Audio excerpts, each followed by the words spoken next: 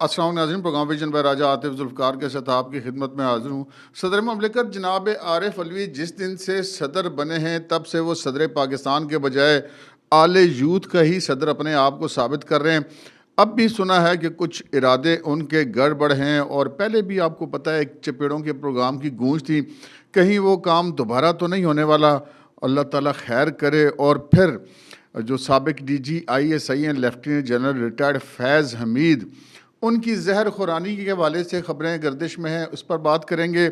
और इस पर भी बात करेंगे कि पाकिस्तान के अंदर कुछ ग्रोह ऐसे हैं जो BJP और RSS बनते जा रहे हैं, जैसा कि वो भारत में करते हैं। इन तमाम चीज़ों पर बात करते हैं। सबसे पहले हम ज़रा बात कर लेते हैं जनरल फैज़ हमीद वाली ख़बर पे। लेफ्टिनेंट जनरल रिटायर्ड फैज़ हमीद जो साबिक DG ISI, साबिक कोर कमांडर पेशावर और साबिक कोर कमांडर जो हैं वो बहावलपुर में भी थे, ग़ालिबन आखिरी उनकी जो पोस्टिंग थी, उनके हवाले से कुछ पहले व्हाट्सएप पे और उसके बाद ट्विटर वगैरह पे कुछ ऐसी ख़बरें गर्दिश कर रही थी कि जनाब जनरल फैज़ हमीद जो है उनको जहर खुरानी की वजह से हस्पताल लाया गया है, मिलिट्री हॉस्पिटल रावलपिंडी में, और वहाँ पर वो ज़ेर इलाज हैं।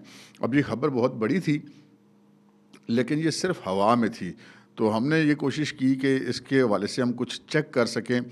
तो जब हमने इसको चेक किया तो पता चला कि ये टोटल ही बेबुनियाद ख़बर है। ख़बर नहीं बल्कि अफवाह ही कह सकते हैं उसकी, क्योंकि इसकी बुनियाद कोई नहीं है। और जनरल फैज़ हमीद ना सिर्फ बिल्कुल ठीक ठाक हैं, कोई ज़हर खुरानी नहीं हुई, बल्कि वो नॉर्मल अपने किसी चेकअप के लिए भी नहीं गए किसी अस्पताल में।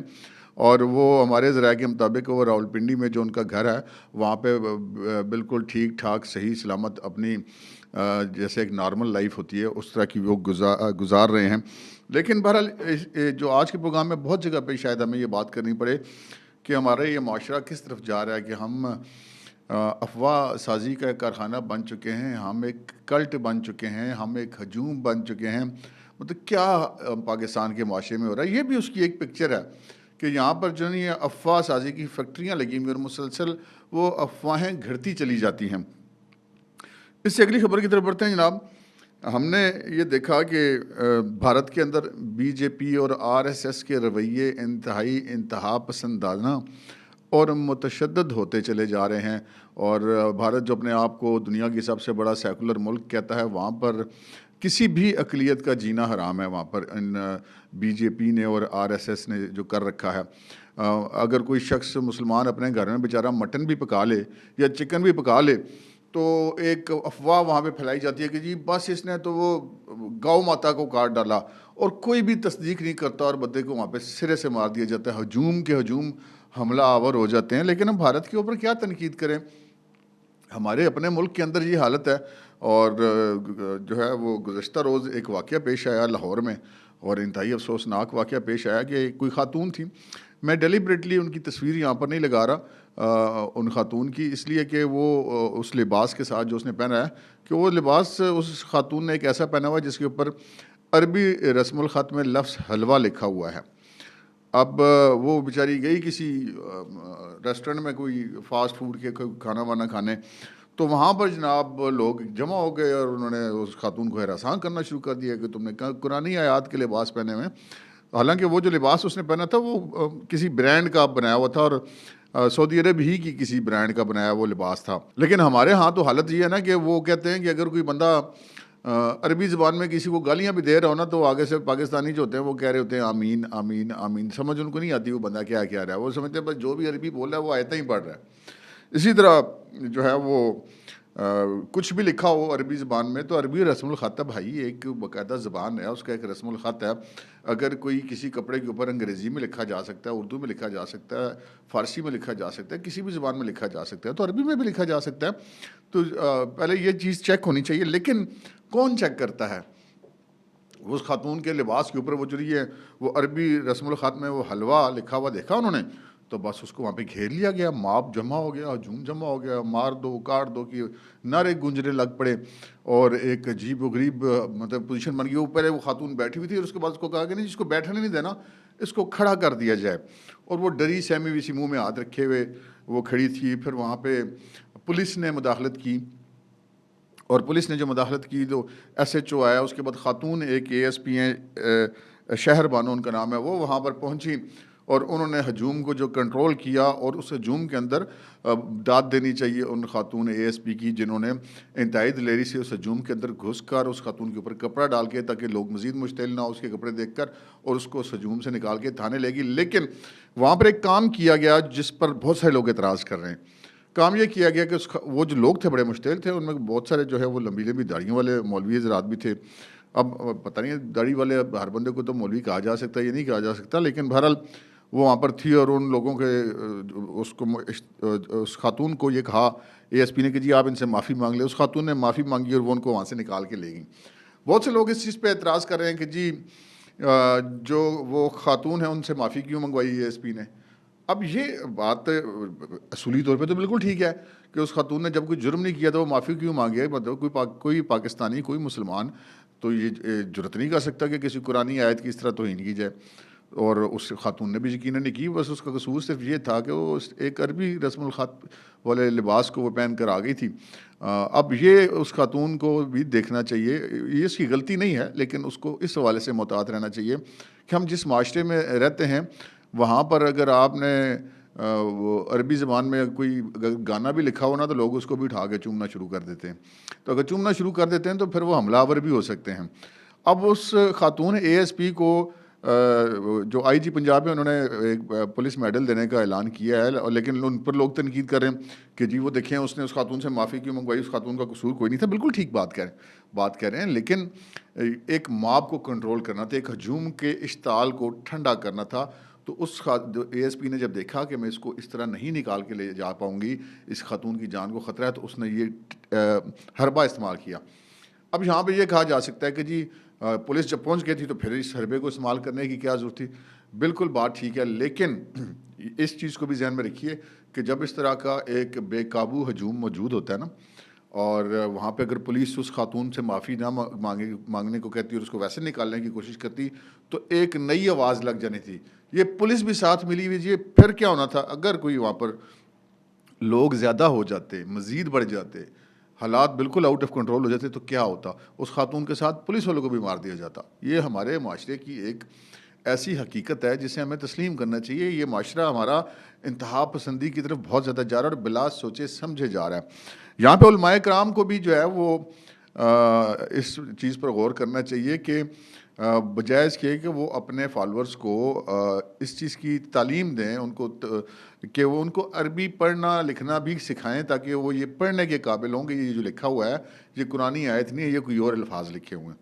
तो ये जो बाकी तो बस मौके पे बस एक आवाज़ लगाने की देर होती है, तो किसी बंदे को किसी बात का गुस्सा है तो उसने आकर इस जगह पर निकाल देना होता है। तो ये एक इंतहाई ख़तरनाक सूरत हाल थी जिसको इस खातून ASP जो शहर बानो हैं उन्होंने बड़ी समझदारी से हैंडल किया और एक बड़ा सानहा, एक बड़ा वाक़या रुनुमा होने से बच गए। यहाँ पे एक रिक्वेस्ट मैं करूँगा कि बजाय इसके कि बंदा ये सोचे कि मैं ठीक हूँ, मैं गलत तो नहीं, कि मुझे कोई क्यों कुछ कहेगा, लेकिन जब मॉब आ जाता है, आउट ऑफ कंट्रोल हो जाता है, तो उसके बाद वो ये नहीं पूछता कि आप ठीक हैं या गलत है। तो लिहाजा इंसान को ख़ुद भी एहतियात करनी चाहिए, उस खातून को भी करनी चाहिए, और बाकी हम सब के लोग भी जितने मर्द व ख़वातीन हैं इस मामले में मोहतात रहना चाहिए कि यहाँ पर कोई नहीं देखता कि आपका कसूर था या नहीं था।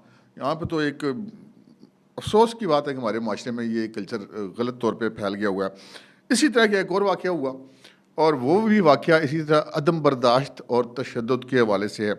एक बड़े मारूफ़ कॉमेडियन है जी, पंजाबी स्टेज ड्रामों के, ताहिर अंजुम उनका नाम है, और बड़े अच्छे वो कॉमेडियन है, बहुत उनकी फॉलोइंग है, लोग उनको बड़ा पसंद करते हैं।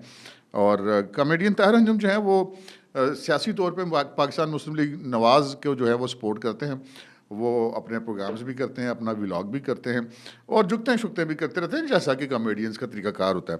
तो वो कॉमेडियन ताहिर अंजुम के बारे में ये पता चला है कि जी उनको लाहौर में न सिर्फ ये कि तशद्दुद का निशाना बनाया गया है, बल्कि उनकी गाड़ी पर गोलियां भी बरसाई गई हैं, और ये गोलियां किसी की तरफ से नहीं और किसी की तरफ से नहीं बरसाई गई, और ये तशद्दुद किसी और की तरफ से नहीं किया गया। ये पाकिस्तान तहरीक इंसाफ के कारकुनों की तरफ से किया गया, और मियाँ अज़हर वाले हलके के अंदर ये वाक़या रुनुमा हुआ है। ताहिर अंजुम का ये कहना है कि उनको काफ़ी दिनों से जो है वो पाकिस्तान तहरीक इंसाफ के कारकुनों की तरफ से और मुख्तलिफ़ लोगों की तरफ से धमकियाँ मिल रही थीं, और वो इससे आगाह थे, और गुज़श्ता रोज़ ये वाक़या जो है वो पेश आया, और इस वाक़े में आप देख रहे होंगे तस्वीर भी, ताहिर अंजुम साहब काफ़ी शदीद ज़ख्मी हुए हैं और गाड़ी पे आप देख सकते हैं, ये वीडियो साथ चल रही होगी मेरे, कि गाड़ी के अंदर गोलियों के निशानात भी मौजूद हैं उनकी गाड़ी पर जो फायरिंग की गई है। तो ये भी एक अदम तशद्दुद वाला का एक बड़ा अदम तशद्दुद नहीं बल्कि तशद्दुद की तरफ एक रुझान का एक बहुत बड़ा अलमिया है।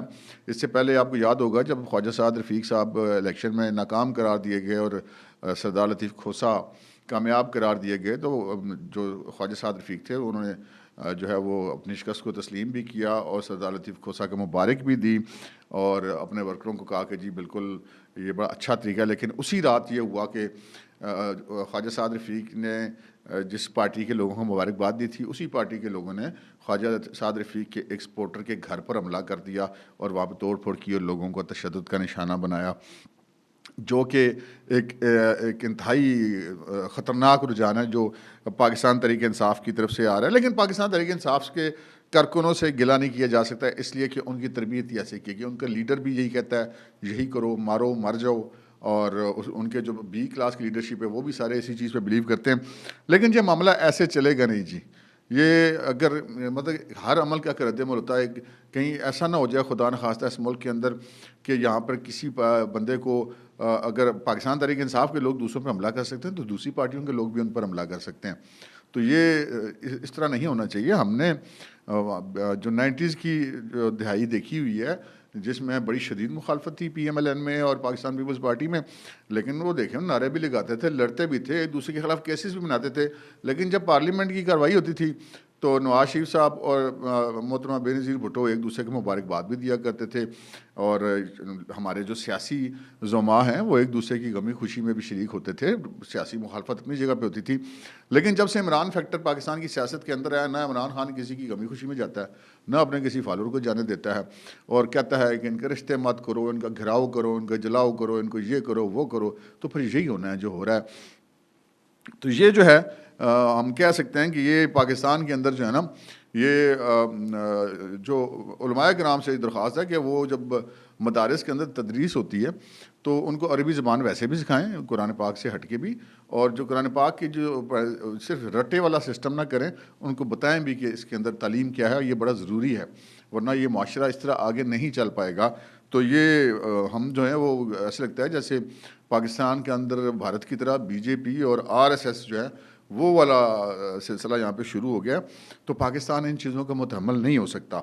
अगली खबर की तरफ बढ़ते हैं जनाब। अगली खबर है सदर आरिफ अलवी साहब के हवाले से। पहले तो ज़रा आरिफ अलवी साहब के हवाले से कुछ ताज़ा चीज़ें सामने आई हैं, और अब चीज़ें तो पुरानी हैं लेकिन उसके ऊपर जो रिसर्च वर्क है वो सामने आया है नया, कि आरिफ अलवी साहब ने बतौर सदर मुमलिकत 2019 में गवर्नर हाउस सिंध का इस्तेमाल किया अपने और अपने साहबजादे के कारोबार के लिए।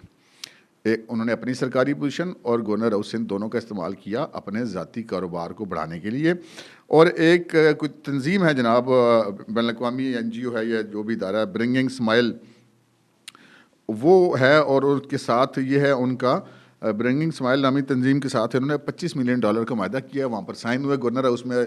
आरिफ अलवी साहब बतौर सदर मुमलिकत, अपना बेटा उनका साइन करा, वो पीछे खड़े हैं। उन्होंने पूरा रियासत का प्रोटोकॉल, अपना ओहदा अपने बेटे के कारोबार के लिए इस्तेमाल किया और बतौर सदर मुमलिकत अपने असर रसूख को इस्तेमाल करते हुए उस बैनुल-अक़वामी कंपनी से फंडिंग करवाई $25 मिलियन की। ब्रिंगिंग स्माइल नामी ये जो तंजीम है, इसका ताल्लुक जो है ब्रिलियो नामी एक कंपनी से है, और ये जो कंपनी है इसके बारे में पता चला कि इसमें जो सरमायाकारी है और जिसके बोर्ड ऑफ गवर्नर्स हैं वो भारतीय शहरी हैं।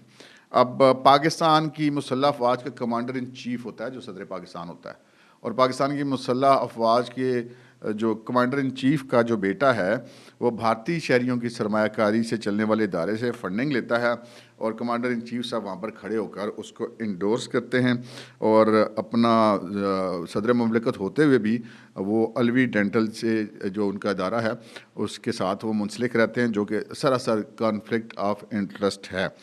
अलवी डेंटल के बारे में मालूम हुआ है कि ये 3 ब्रांचें हैं, जिसमें DHA में भी एक उनकी ब्रांच है, एक क्लिफ्टन में है और एक सिंधी मुस्लिम हाउसिंग सोसाइटी में है, जिसका बारे में कहा जाता है कि उसके कुछ टैक्स के भी काफ़ी सारे मामलात हैं।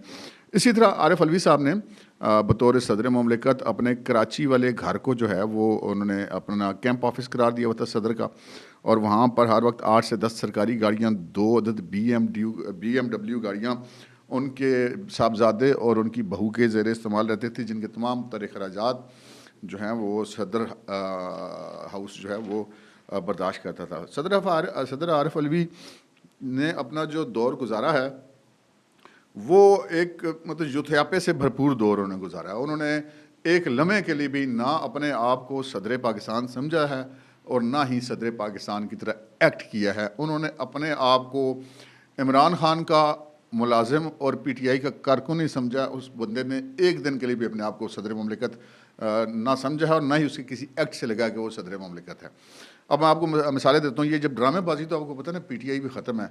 वो जनाब वो हम गाड़ियाँ नीलाम कर रहे हैं, पता लगा वो जितने की गाड़ियाँ नीलाम हुई थी उससे दुगना किराया दे दिया जब सऊदी प्रिंस आया था तो रेंट पे कारें लेके। तो जिस वक्त वो गाड़ियाँ नीलाम की जा रही थी उस वक्त जनाब सदर ममलिकत आरिफ अलवी साहब ऐवान सदर में एक महफ़िल गज़ल से जाकर बैठे हुए थे। और वो तो महफ़िल गज़ल तो भी उन्होंने की और एक मुशायरा से जाके बैठे हुए थे जिनकी 35 लाख रुपया शायर हज़रात को अदायगी की गई। तो ये मतलब ड्रामेबाजी क्या होती है, TV पे क्या बातें करते हैं और असल में क्या है कि कौमी ख़जाने से अपने और ये नहीं कि कौमी सतह का मुशायरा करा रहे, एक ज़ाती सा मुशायरा उन्होंने करवाया और कौमी ख़जाने से पेमेंट करवाई। ये इन्होंने अय्याशियाँ की हैं। मतलब आप अंदाज़ा करें इमरान खान साहब ने तो मतलब पता नहीं 1.25 करोड़ के 1.5 करोड़ रुपये का तो सिर्फ हेयर कलर लगा दिया। वो जो कहते थे ना मैं साइकिल पे जाऊँगा, उस बंदा ने हेलीकॉप्टर से नीचे पाँव नहीं उतारा। वो 10 मिनट का रास्ता है बन्नी गाला से ऐवान वज़ीर आज़म तक। तो भाई साहब ने वो भी कभी मतलब गाड़ी पे सफ़र नहीं किया, हेलीकॉप्टर भी करते थे। और उसके बाद भी जब वज़ीर आज़म नहीं थे तब भी वो उनका पास कोई इस्तेकाक नहीं था, लेकिन वो 2 सूबों की हुकूमतों के हेलीकॉप्टर लेके घूमते थे सरकारी पेट्रोल पे, सरकारी खर्चे पे। तो पाकिस्तान के कौमी ख़जाने को अल्ललों तल्लों में जितना नुकसान PTI ने पहुँचाया ना, और किसी ने नहीं पहुँचाया। खैर ये तो आरिफ अलवी साहब ने किया। फिर उन्होंने हर मौके पर जैसे कहते हैं ना पानी में मर्दानी डालने की कोशिश की, मतलब वो मदख करने की कोशिश की, गंद करने की कोशिश की। आर्मी चीफ की तैनाती के मामले पे ये वज़ीर आज़म जो भी होता है जी उसका इस्तेकाक है, उसका इख्तियार है कि वो जिसको भी तैनात करे। उसके अंदर वो कोई पाबंदी नहीं है कि वो किसी अपोजिशन के बंदे से या किसी पार्टी के लीडर से वो जाके मुशावरत करे। और सदर ममलिकत पाबंद है कि जब वज़ीर आज़म ने एडवाइस भेज दी है तो उसके ऊपर साइन कर दे, नहीं करेगा तो एक मखसूस वक्त के बाद अपने आप वो कानून वो पास उसको समझा जाएगा। तो आरिफ अलवी साहब ने जनाब सरकारी जहाज़ लिया, इमरान खान साहब की खिदमत में जाके पेश हो गए। जी ये आर्मी वो जो फिर एक बयान जारी किया जी इमरान खान की अप्रूवल से आर्मी चीफ लग गया। सुभान अल्लाह तेरे, मतलब ना लेते आप अप्रूवल तो रोक लेते, आप रोक के दिखाते आर्मी चीफ की तैनाती सदर साहब। खैर उसके बाद उन्होंने जब शहबाज शरीफ जब उससे पहले वज़ीर आज़म बने तहरीक अदम एतमाद कामयाबी के बाद, तो भाई साहब ने हलफ लेने से इनकार कर दिया। भाई आपको और काम किया हलफ लेने के अलावा? कौन सी तलवार चलाते हैं आप ऐवान सदर में बैठ के? सदर ने क्या करना होता है? सदर और गवर्नर ने हलफ लेने होते हैं और जो वो कानून साजियाँ करती हैं असम्बलियाँ उनको साइन करके करना होता है। और अगर वो ना ही करें तो तब भी हो जानी होती हैं। तो कौन तोप तो कुछ चलानी नहीं होती, तो वैसे एक सिंबल होता है। तो उस सिंबल को भी जितना मतलब गिरा दिया गया। और अच्छा ये खाली आरिफ अलवी की नहीं, PTI वाले जितने भी गए इन्होंने माशाल्लाह ऐसे ही किया है। गवर्नर जिस बंदे को लगा दिया था पंजाब में उमर सरफराज चीमा, उसको भी घसीट के निकालना पड़ा था, क्योंकि वो जो वज़ीर आज़म ने नया गवर्नर लगा दिया था वो था छोड़ने के लिए तैयार ही नहीं था। अब खुद इमरान खान, ये जो बात मैंने की चपेड़ों वाली, आपको याद होगा जब इमरान खान के तहरीक बात पास होगी तो वो प्राइम मिनिस्टर उस छोड़ने के लिए तैयारी थी। कहते हैं ना कापी उठाई और निकल गया, वो किसी और सीन की उन्होंने लगाई हुई थी, वो तो निकल ही नहीं रहा था वहाँ से। और उसके बाद देखिए बाद में बहुत सारे लोग कहते हैं जी ये खबर गलत है, लेकिन BBC अपनी खबर पे कायम है कि इमरान खान को चपेड़े मार के निकालना पड़ता है प्राइम मिनिस्टर हाउस से। अब BBC की अभी भी आप देख रहे हैं उर्दू वेबसाइट पे वो खबर अभी भी मौजूद है, उस पर अभी तक स्टैंड करते हैं। चले हम मान लेते हैं कि जी BBC को गलतफहमी होगी, खान साहब ने तो खुद ही छोड़ दिया था, नहीं ऐसा नहीं हुआ था। आप दूसरी मिसाल ले लीजिए, जब उनको सज़ा हो गई और पुलिस उनको गिरफ्तार करने गई जमान पार्क, तो भाई साहब बाथरूम में घुस गए और बाथरूम का दरवाज़ा तोड़ के निकालना पड़ा इमरान खान साहब को। इमरान खान साहब तो जमान पार्क से भी नहीं गिरफ्तार वो निकल रहे थे। इसी तरह फिर हम ये अगर समझते हैं कि वज़ीर आज़म हाउस में भी उन्होंने इसी तरह किया था कि अपने आप को बाथरूम में बंद कर लिया, तो फिर चपेड़े मार के निकाला था दरवाज़ा तोड़ के, तो फिर वो बात भी ठीक होगी, क्योंकि बाद में भी तो उनका एक्ट यही था। और उससे पहले जब भी वारंट गिरफ्तारी लेकर जाते थे तो कभी पुलिस वालों पर हमले हो जाते थे, तो कुछ भी हो जी मैंने गिरफ्तार नहीं होना। तो गंद इन्होंने माशाल्लाह से हर जगह पे हर तरह का डाला है। आरिफ अलवी साहब कैसे पीछे रह जाते हैं, ये वही आरिफ अलवी साहब हैं। यहाँ पे मैं इंपॉर्टेंट बात करूँ, आपको याद होगा कि ऑडियो आई थी, अभी भी मीडिया पर मौजूद है, यूट्यूब वगैरह पे मौजूद है, कि जब ये धरना था और इनके वर्करों ने PTV हाउस पे चढ़ाई की थी, PTV पर और प्राइम मिनिस्टर हाउस पे, और इन जगहों पे। तो जब वर्कर इनके घुस गए थे पीटीवी में और सारी नशरियात मुअत्तल कर दी थी, तो इमरान खान को आरिफ अलवी साहब फ़ोन पे रिपोर्ट दे थे कि लड़के घुस गए और नशरियात बंद कर दी, ये कर दिया, वो कर दिया। इमरान खान कह रहे हैं जी अच्छा है, अच्छा है। यकीन माने उन लोगों की अकल पे हैरत होती है जिन्होंने उस बंदे को जो रिपोर्ट लेने वाला था और उस बंदे को जो रिपोर्ट देने वाला सदर और वज़ीर आज़म बनाने का फ़ैसला किया था, मतलब इस मुल्क के साथ जाती की थी। तो वो जब आप वो आरिफ अलवी की वो वीडियो भी आपको याद होगी, जब कराची में पहिया जाम हड़ताल होगी, हम वर्कर किसी को चलने नहीं देंगे, किसी गाड़ी को, वो मीडिया का कोई बंदा आ गया, उसने कहा जी वो आप ये तो गाड़ियाँ तो चल नहीं हैं, हड़ताल तो कोई नहीं हुई। तो आरिफ अलवी कहता है किधर के वर्कर, निकालो, कोई गाड़ी नहीं चलेगी, बंद करेंगे। जब आप पीटीवी पर हमले करने वालों को, जब आप पहिया चला बंद करने वालों को, मतलब ये मतलब क्या मैं लफ्ज़ इस्तेमाल करूँ अब कसम से हम लोगों को शर्म आती है इन लोगों के बारे में उन अल्फाज को इस्तेमाल करने के लिए जिसके ये मुस्तहक हैं। जब आप इस कैलिबर के लोगों को आप सदर मुमलिकत और वज़ीर आज़म बना देंगे, तो भाई साहब इन्होंने सदर और वज़ीर आज़म नहीं बनना, अलबत्ता सदर और वज़ीर आज़म हाउस ने चंडू खाने ज़रूर बन जाना है, जो कि इन्होंने बनाए। तो आरिफ अलवी साहब जो हैं ये सारा कुछ करते रहे हैं, और फिर वो जेब से फ़ोन निकाल निकाल के कभी आर्मी चीफ को कहते हैं इमरान खान से बात कर लेंगे, फलाने से बात कर लेंगे, टोटल शुथ्यापा। अभी भाई साहब एक और चक्कर में, अच्छा फिर इससे पहले भी आपको बता दूं कि इन्होंने ये जब पीछे कोई इसी तरह की इन्होंने और कोई रंग में भंग डाली थी या जो भी इन्होंने किया था, पानी में मदानी चलाई थी, तो इन्होंने शर्त क्या रखी थी ऑफ द रिकॉर्ड कि जी मेरी 2-3 साल पीछे की तारीख से तनख्वाह बढ़ाओ और मेरी पेंशन बढ़ाओ, तो बाद में मैंने रिटायर हो जाना तो मुझे राहत मिले ज़्यादा। मतलब ये तो इनकी टोटल मतलब लालच वाला हिसाब इनका देख लीजिए।